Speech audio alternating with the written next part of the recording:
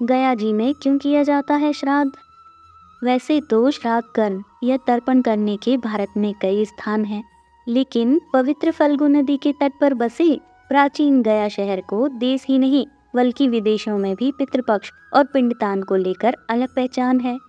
पुराणों के अनुसार पितरों के लिए खास अश्विन माह के कृष्ण पक्ष या पितृपक्ष में मोक्षधाम गया जी आकर पिंडदान और तर्पण करने से पितरों को मोक्ष की प्राप्ति होती है और माता पिता समेत 7 पीढ़ियों का उद्धार होता है। इसके पीछे की कथा कुछ इस तरह से है।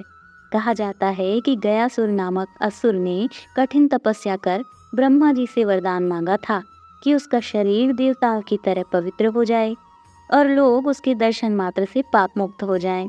इस वरदान के चलते लोग भयमुक्त होकर पाप करने लगे, क्योंकि वे गयासुर के दर्शन करके फिर से पाप मुक्त हो जाते थे।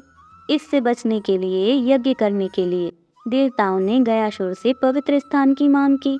गयासुर ने अपना शरीर देवताओं को यज्ञ के लिए दे दिया। जब गयासुर लेटा तो उसका शरीर 5 कोस में फैल गया। यही 5 कोस जगह आगे चलकर गया बना। देह दान देने के बाद गयासुर के मन से लोगों को पाप मुक्त करने की इच्छा नहीं गई और फिर उसने देवताओं से वरदान मांगा कि ये स्थान लोगों को तारने वाला बना रहे।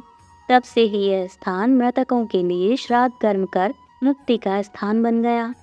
कहते हैं कि गया वह आता है जिसे अपने पितरों को मुक्त करना होता है। लोग यहाँ अपने पितरों या मृतकों की आत्मा को हमेशा के लिए छोड़कर चले जाते हैं।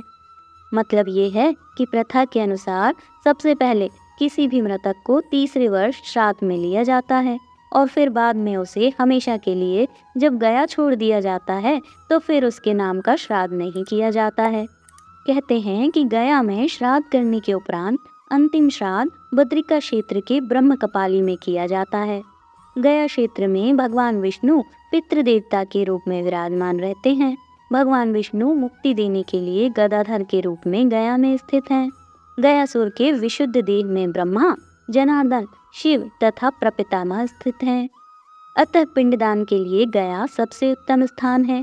पुराणों के अनुसार ब्रह्म ज्ञान, गया श्राद्ध, गौशाला में मृत्यु तथा कुरुक्षेत्र में निवास, ये चारों मुक्ति के साधन हैं।